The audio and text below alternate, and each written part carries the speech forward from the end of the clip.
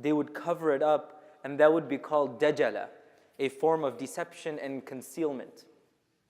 So the Dajjal is a embodiment of deception and delusion. In a number of ahadith, Nabi sallallahu alaihi wasallam describes al-Masih al-Dajjal and the different forms of deception which he will use to lure in mankind. The one that's most relevant to us is al-Masih al-Dajjal will come to a place which is completely barren, and then with the permission of Allah, obviously, He will give it sustenance and life.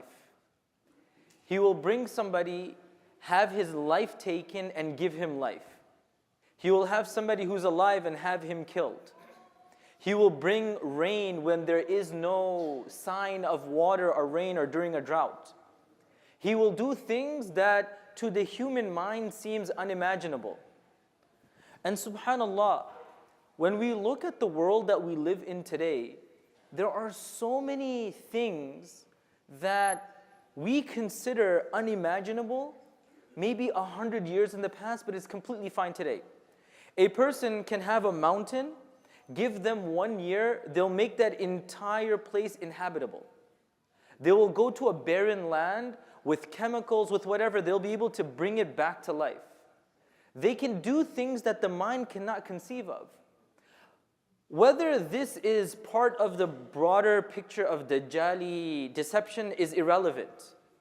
But Allah subhanahu wa ta'ala's Messenger alayhi salam, when he talks about Dajjal and these different forms of deception, he says, never lose sight of the fact that everything that Dajjal is able to do is only a human endeavor, and Allah subhanahu wa ta'ala is greater than that. What I'm trying to focus on over here is a person who lives in the modern day and looks at so many different forms of technological advancements, from jets to cars to microphones, whatever you can think about, there are so many things that are so easily accessible today that we feel as human beings, we have excelled and we can do things that nobody's able to do.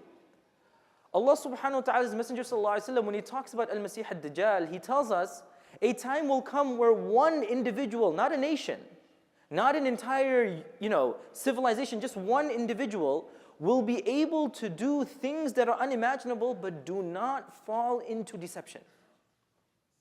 That means whatever we're seeing today, whatever we're seeing in terms of technological advancements, in terms of scientific revolutions, in terms of human knowledge increasing, ultimately, وَفَوْقَ كُلِّ ذِي عِلْمٍ عَلِيمٍ, Allah subhanahu wa ta'ala's knowledge and qudra and ability is beyond that. The reason I mention this is because in the times that we live in today, it's very easy to fall into an inferiority complex and think that subhanallah, as human beings, we are mustaghni of Allah. That's what a lot of people say. They'll say religion, Islam, is for the people in the past when they didn't know anything. Today we understand everything. That's a form of intellectual arrogance. Whereas we learn from the hadith, when Dajjal, the deception comes, barren land, there will be sustenance. No rain, he will bring rain. The dead, he will bring to life. The living, he'll take their life. When you see these amazing achievements, just remember, Allahu Akbar, Allah is greater than that. So let's never sit back and look at the advancing, progressing world with an eye of inferiority complex, but always remember whatever we're seeing is from Allah subhanahu wa ta'ala, and Allah is more powerful and Allah is more knowledgeable. Let's never get into that feeling of, deception or weakness or inferiority. May Allah subhanahu wa ta'ala strengthen our iman. May Allah subhanahu wa ta'ala protect us from the different forms of deception in this world, and may we never fall into the traps of shaitan.